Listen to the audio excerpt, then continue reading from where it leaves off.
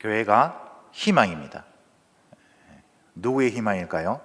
교회는 하나님의 희망이요 또 세상의 희망인 줄 믿습니다. 우리는 창세기 1장 2장에서 너무 행복하신 하나님을 만난 적이 있습니다. 천지 만물을 다 창조하시고 하나님은 그 창조물들을 보시면서 참 즐거워하시며 하나님 눈에도 심히 아름답게 보였었고, 또 하나님은 그것들을 보시면서 참 행복해 했습니다. 특별히 사람을 만들고 난 다음에는 가장 행복해 하셨죠. 왜 하나님은 사람을 창조하신 후에 그토록 행복해 하셨는가?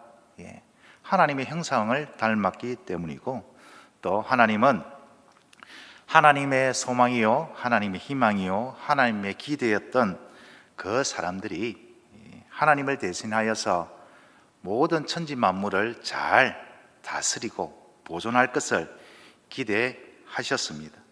아담에 대한 기대는 아담 이후의 모든 인류 사람들에 대한 하나님의 기대였습니다.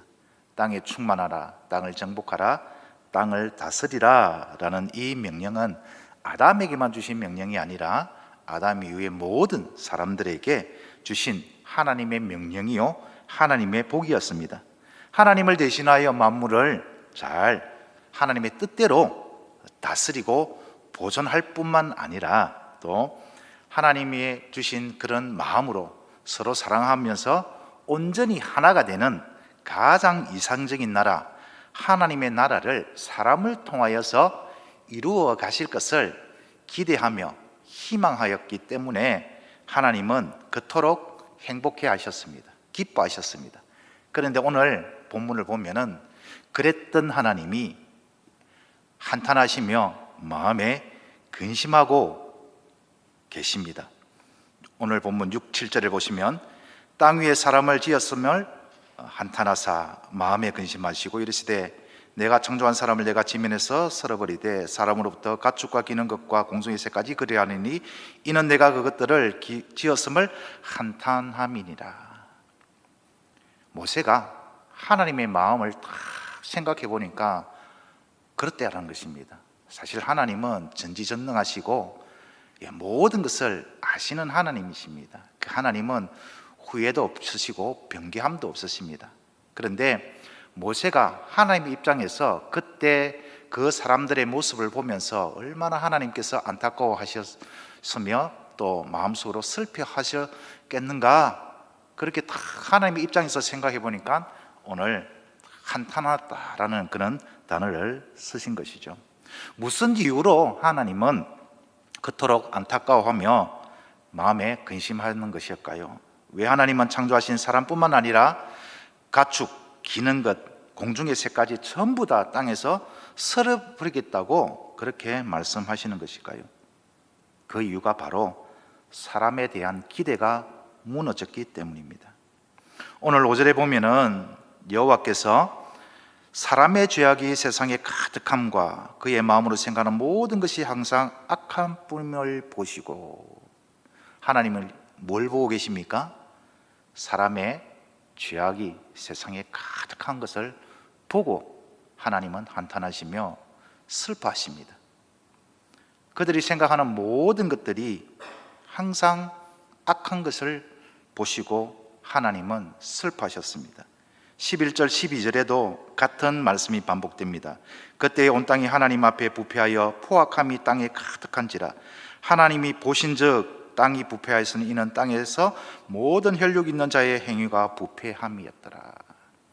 사람에 대한 하나님의 기대는 포악함이 아니고 부패함이 아니고 서로 사랑으로 하나가 되는 것이고, 잘 보존하는 하나님의 뜻 가운데로 잘 서가는 모습을 하나님께서는 기대하시고 행복해 하셨고, 또 하나님의 희망으로 그렇게 기대하고 있었던 그 사람이 완전히 타락하여서 하나님과의 뜻과는 정반대의 길을 걸어가고 있기 때문에 하나님은 너무 슬퍼하시는 것입니다. 사람을 보시고 하나님은 슬퍼하시는데 그 사람들 중에 어떤 사람들일까요? 이 세상에는 두 종류의 사람이 있습니다. 창세기 4장에 보면은 어떤 두 종류의 사람이 있습니까? 가인의 길을 걸어가는 사람이 있는가 하면 아벨과 셋, 에노스, 이렇게 믿음의 계보로 이어져 가는 길, 두 가지 길이 있습니다. 세상에는 가인의 길과 셋의 길이 있습니다. 가인의 길은 하나님 없이 불신앙으로 살아가는 세상 사람들을 말하는 것이라면, 셋의 계열들은 경건한 하나님의 자녀들을 이야기합니다. 그 하나님의 자녀들, 셋으로 에노스로 이어지는 그 믿음의 계보, 거룩한 하나님의 자녀들을 오늘 본문에서는 하나님의 아들들이다 이렇게 표현을 하고 있습니다. 2절을 보시면 하나님의 아들들이 사람의 딸들의 아름다움을 보고 자기들이 좋아하는 모든 여자를 아내로 삼은지라. 하나님께서 사람을 보시고 그 사람들이 생각하는 모든 계획들이 악한 것을 보시고 세상의 부패함과 포악함이 가득한 것을 보시고 하나님은 슬퍼하셨다, 한탄히 하셨다, 그렇게 말씀하시는데 그 중심에는 어떤 사람이 있다고요? 하나님의 아들들, 거룩한 하나님의 자녀들, 경건한 믿음의 공동체를 이루는 하나님이 택한 하나님의 은혜를 받은 그 자녀들마저 악하고 부패하고 타락한 모습을 보여서 하나님은 너무 슬픈 것입니다. 하나님의 희망이었고 하나님의 기대였던 그들조차도 하나님을 떠나버리니까, 하나님 없이 살고자 하니까 하나님의 마음은 너무 슬프고 괴로운 것입니다. 오늘 2절에 보면은 그들이 주목하여 본 것은, 관심 있게 본 것, 항상 그들이 관심을 가지고 본 것은 무엇입니까? 사람의 딸들의 아름다움을 보았다라고 합니다. 이 사람의 딸들의 아름다움이라는 것은 영적인 의미로 무엇이냐? 세상의 아름다운 것들입니다. 세상의 화려함들, 세상의 풍족함들, 세상에 동경할 만한 그런 것들을 보면서 부러워했던 것이죠. 그리고 세상과 똑같이 세상을 닮아서 세상이 하는 대로 그렇게 행하였습니다. 그래서 자기들이 좋아하는 모든 여자들을 아내로 삼았습니다. 여기에는 하나님을 무시하는, 하나님을 업신여기는 그런 행동들이 나타납니다. 하나님이 처음에 기대하셨던 것들은 한 남자와 한 여자가 만나서 가정을 이루어서 아름답고 행복한 가정을 이루어가는 것이었습니다. 그런데 오늘 이 하나님의 아들들, 이 믿음의 자녀들이 어떻게 살아가고 있습니까? 자기들이 좋아하는 모든 자들, 믿음이 있든지 없든지 상관이 없습니다. 그 여자가 아름다우면 되는 것이죠. 자기에게 아내가 있든지 없든지 상관없습니다. 자기에게 아내가 있다 하더라도 그 여자가 아름다우면 아내를 취하는 것입니다. 또 그 여자에게 남편이 있어도 자기가 마음에 들면, 자기가 힘이 세면, 자기가 권력이 있으면 그 아내를 자기 아내로 취하는 그런 행악들을 자연스럽게 저지르고 있었습니다. 그 이유가 무엇인가? 세상을 동경하고 세상을 따라, 세상을 쫓아, 세상을 본받아 살았기 때문입니다. 3, 4절에 보시면 여호와께서 이르시되 나의 영이 영원히 하나님과 함께 하지 아니하리니 이는 그들이 육신이 됨이라. 이 육신이 되었다라는 말의 의미는 무엇이냐라고 하니까 하나님의 뜻과는 상관없이 세상적인 욕망을 따라서, 세상적인 소욕을 따라서 살아가는 존재가 되어버렸다라는 뜻입니다. 그리고 4절에 네피림이라는 이 존재를 소개하면서 그들은 용사요 고대의 명성 있는 사람들이다 라고 소개하는 이유가 무엇이냐라고 하니까, 여기서 용사다라는 것은 뭐든지 뛰어나다라는 것입니다. 힘이 세고 머리가 뛰어나서 다른 사람들을 지도할 위치에 있는 그런 존재들이고, 고대의 명성이 있는 사람들이다, 악명이 높았던 사람들입니다. 얼마나 포악한지 이들이, 이 네피림이라는 존재들이 행했던 행동들이 바로 앞에 조금 설명했던 것, 자기가 힘이 있으니까 자기보다 연약하고 자기보다 약한 존재들은 짓밟아 버리고 무시해 버리는 것이죠. 그래서 아내가 남편이 있어도 저 여자가 내 마음에 들면은 그 남편을 죽여버리고 자기 아내를 취하는 그런 존재들이 네피림이었고, 그 네피림 앞에서 사람들은 벌벌 떨고 두려워하는 그런 존재들이 보면서 이 사람의 아들들, 이 믿음의 자녀들이 그것을 동경하면서 그것을 부러워하면서 그대로 답습하면서 쫓아가는 그런 모습을 보이는 것. 하나님이 그들의 모습을 보면서 어떻게 하셨다고요? 슬퍼하시고 근심하셨다라는 것입니다. 여기서 우리가 아주 중요한 교훈을 얻을 수 있습니다. 하나님이 주목해 보시는 것은 누구냐? 바로 하나님의 아들들입니다. 세상은 원래 아담이 범죄한 이후로 항상 악한 길을 걸어가고 있었습니다.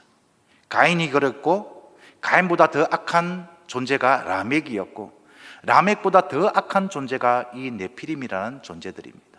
세상은 원래 그렇습니다. 그런데 하나님의 자녀들은, 하나님의 아들들은 그렇게 해서는 안 되는 것이죠.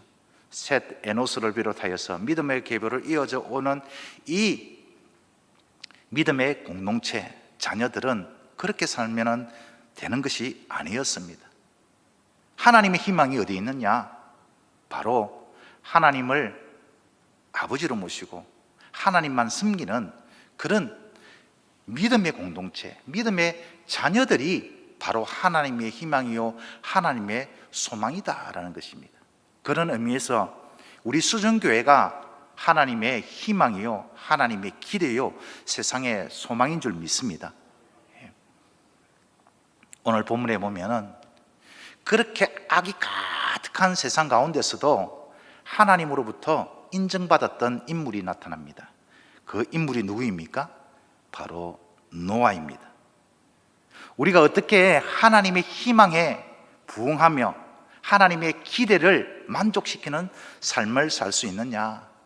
정답은 노아처럼 살아가면 됩니다. 노아가 어떻게 살았습니까? 오늘 9절에 보면은 하나님이 노아를 이렇게 평가를 합니다. 이것이 노아의 족본이라 노아는 의인이요. 여기서 의인이다라는 것은 절대적인 의를 말하는 것이 아닙니다. 하나님 보시기에는 부족한 것이 참 많아요. 때로는 실수도 하고 때로는 연약한 모습을 보일 수도 있어요. 그런데 그나마 나름 그런 악이 가득한 세상에 정의를 행하고 공의를 행하려고 노력했던 그 모습이 바로 노아의 모습이었다라는 것입니다. 하나님께서 지금 주목하고 보고 계시는 존재들은 바로 우리입니다. 우리가 이 악한 세상을 살아가면서 그냥 한탄할 것이 아니라, 그래 세상은 그렇지 하며 불평하고 원망하고 그렇게 세상과 적당하게 거리를 두면서 살아가는 그런 모습이 아니라, 이런 악한 세상 속에서도 하나님의 정의와 공의를 행하려고 애쓰고 노력하는 그러한 모습을 하나님은 기대하고 계신다라는 것입니다. 두 번째로 우리가 어떻게 하나님의 희망에 부응을 할 수 있는가? 노아처럼 구별된 삶을 살아가야 하는 것입니다. 9절 이어지는 9절에 당대의 완전한 자라. 이 완전하다라는 이 용어는 하나님께 제물로 바칠 때에 그 제물은 흠이 없고 구별된 것이어야 했습니다. 그 단어가 바로 이 완전하다라는 것입니다. 자, 하나님 보시기에 이 노아가 완전하다, 흠이 없고 거룩한 모습으로 온전한 그런 제물로 하나님께 드려졌다라는 이 의미도 정말 완전해서 정말 조금의 거짓도 없고 불의도 없고 죄도 없이 완전히 그렇게 온전한 삶으로 하나님께 드려졌는가? 그 이야기가 아니죠. 그렇게 하려고 최선을 다했다라는 것입니다. 삶이 하나님께 드려지는 그런 제물로 쓰려고 노아가 열심을 다해서 노력을 했다라는 것입니다. 언제나 노아는 하나님 앞에서 하나님을 의식하며 그렇게 살았습니다. 그래서 우리가 어떻게 하나님의 희망을 부응을 하며 살아갈 수 있는가? 노아처럼 하나님과 동행해야 되는 것입니다. 9절 하반절에 보면 그는 하나님과 동행하였으며, 이 하나님과 동행했다라는 말의 의미는 무엇이겠습니까? 하나님은 보이지 않습니다.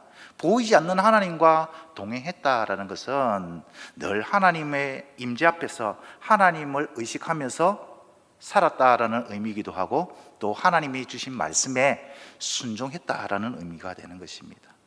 하나님이 어떤 명령을 주시든 어떤 말씀을 주시든 노아는 그것을 철저하게 지키려고 노력하고 애를 썼다라는 것입니다.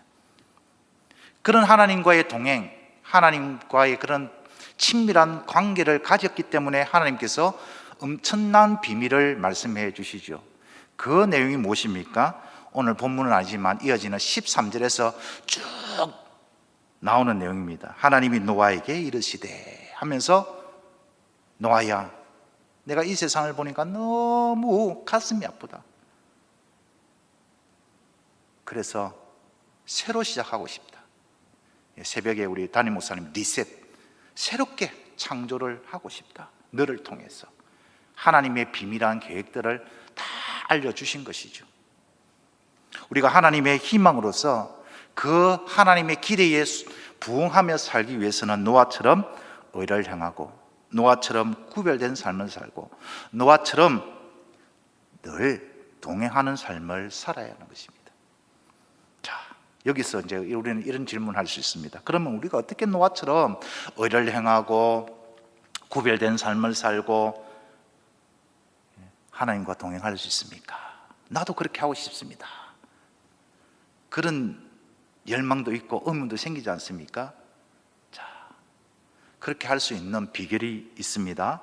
오늘 8절 보면, 그러나 노아는 여호와께 은혜를 입었더라. 전적인 은혜입니다.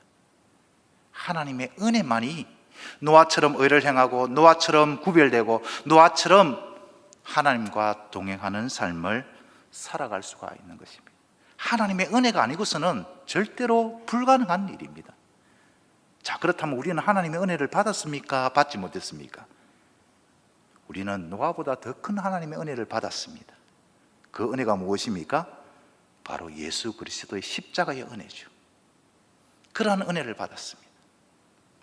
은혜가 아니면은 결코 불가능한다라는 그 사실을 바울 사도는 에베소 교회 성도들한테 그렇게 밝혔습니다. 은혜를 받지 못한 옛 사람의 모습이 어떤 모습인가? 이렇게 바울 사도는 소개합니다. 에베소서 4장 18절에서 19절 말씀인데요, 그들의 총명이 어두워지고 영적으로 무지하다라는 것이죠. 그들 가운데 무지함과 그들의 마음이 굳어짐으로 말미암아 하나님의 생명에서 떠나 있더라. 영적으로 죽어 있습니다. 영적으로 죽어 있으니까 판단할 수 있습니까? 없습니까?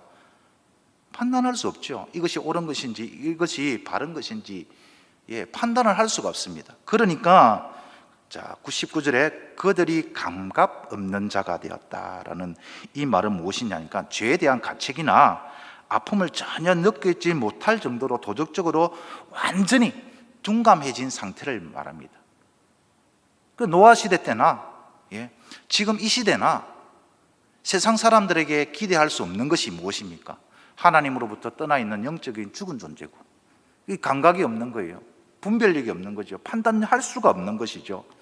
자신을 방탕함에 방임하고 모든 더러운 것을 욕심으로 행하는 그 모습이 은혜를 받지 못한 옛사람의 모습이다라는 것입니다. 그래서 하나님이 세상 사람들한테 기대하거나 소망하거나 희망을 거는 것은 전혀 불가능한 것이죠.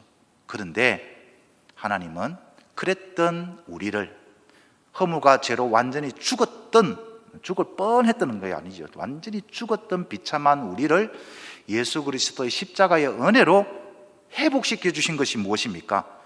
감각이 있게 한 것이죠. 분별을 할 수 있는 분별력도 주시고, 영적인 무지에서 영적인 성령 하나님을 통해서 영적인 지혜를 주시고, 또 자신을 방탕함에 방임할 것이 아니라 그것을 이제 성령의 힘으로 힘써 싸워 이길 수 있도록 그런 은혜를 우리에게 주셨습니다.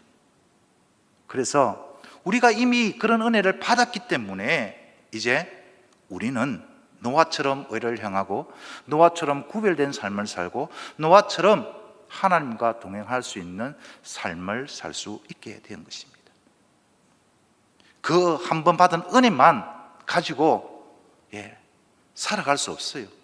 그래서 우리는 항상 하나님께 은혜를 간구해야 되는데, 하나님께서 날마다 풍성한 은혜를 부어주시는데 어떤 자에게 그러한 은혜들을 계속 풍성하게 부어주시느냐, 솔로몬이 탁 깨달았어요.